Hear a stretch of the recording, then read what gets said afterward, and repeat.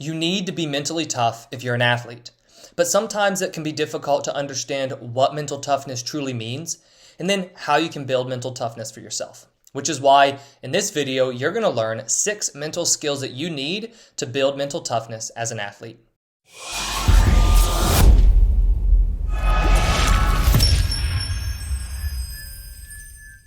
Hey there, I'm Eli Straw, mental performance coach and founder of SuccessStartsWithin.com.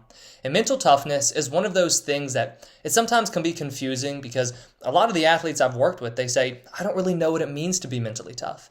And then on top of that, if they do understand what it means, they don't really know how to build it. And then worse, sometimes they feel like you have to be born with it. So the question is, can you build and develop mental toughness? The answer is yes. You can build mental toughness, and you need to be working on developing stronger mental toughness as an athlete. So what we're going to do in this video is go through 6 characteristics or 6 mental skills that you can use to build mental toughness. I'm going to talk about what each one of them is, and then show you one exercise that you can use to begin improving that skill. The first one is self-awareness. Now, self-awareness refers to your ability to understand your thoughts and your feelings, and then understand how those two are then influencing your actions. As an athlete, self-awareness is crucial because it provides you with the understanding of why you're struggling with self-confidence. Why do you feel anxious playing this certain team, yet you feel calm playing this team? What is your mindset like when you're performing your best? So then, how can you repeat that? Now, to build self-awareness, a simple exercise you can use is writing in a journal. Now, I know that sometimes writing in a journal may not seem like the most fun thing to do, but time and time again, I have seen this proven to help build self-awareness in athletes. All you want to do is get yourself a journal and write 1 page a day. Look, you can even buy the journal with the smallest pages if you'd like. That simple thing is to make sure that you are consistently writing in it every single day to where it becomes a habit. Now, when you write, you can write about anything. All this exercise does is allow you to objectively see your thoughts. Begin to kind of look at them, get them on paper, and start to understand what actually is going on in your head. That is going to translate to you being able to better understand yourself on the field or on the court and understand what your thoughts and feelings are, how they're influencing each other, and how they're then impacting your actions. Number 2 is self-confidence. As an athlete, you need to be confident. You have to have high levels of self-belief and trust in your skills. I have seen so many athletes with average skills perform better than athletes with high-level skills simply because they had more confidence. To build confidence, you need the experience of seeing yourself succeed. Now, to do this, an exercise that you can use to kind of take control and manipulate that idea is visualization. Visualizing yourself performing your skills allows you to truly see yourself succeed in the safety of your mind and also work on seeing yourself perform while feeling confident. So what you want to do is imagine yourself performing, go into detail, see it as if you were actually performing it, not like you were watching somebody else perform. Feel confident while you do so, then see yourself succeed and truly feel successful. Mental skill number 3 is focus. To be mentally tough, you need to be able to control your focus. Focus allows you to drown out distractions. It allows you to play in hostile environments, in big games where the opponents and where the fans are really trying to distract you. Now, in order to build your focus, knowing that there are so many distractions that are going to be kind of eating at your attention during a game and even during practices sometimes, an exercise that you can use is mindfulness meditation. Mindfulness meditation is the act of sitting down in a chair like I'm doing right now, closing your eyes, and then beginning to focus on your breath. Just watch your breath. Focus on it going in and out. Take deep breaths.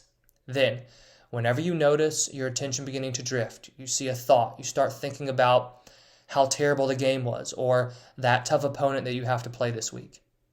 Simply return your attention onto your breath. That act of noticing your attention drifting and then returning it onto your breath, that is training mindfulness. That is also training focus. It's training your ability to control your attention. Mental skill number 4 is resilience. Your ability to bounce back from failure, overcome setbacks and challenges you face. That is a crucial aspect of being mentally tough. Now, when I think of mental toughness, this is kind of one of the main things I think of. Somebody that can get knocked down, bounce right back up with a smile on their face. But this is something that you need to be training as an athlete. You need to be training your ability to be resilient. So how can you actually do that? How can you train this ability to manage mistakes, accept challenges, and then push through? Push through when you fail. Push through when you suffer a setback. Well, one exercise that you can begin doing on an ongoing basis is post-performance questions. These kind of take a setback, take a challenge, and they turn them in a positive way that is going to help you be more resilient. What you want to do after a practice or after a game is ask yourself, what did I do well? You want to ask yourself that first.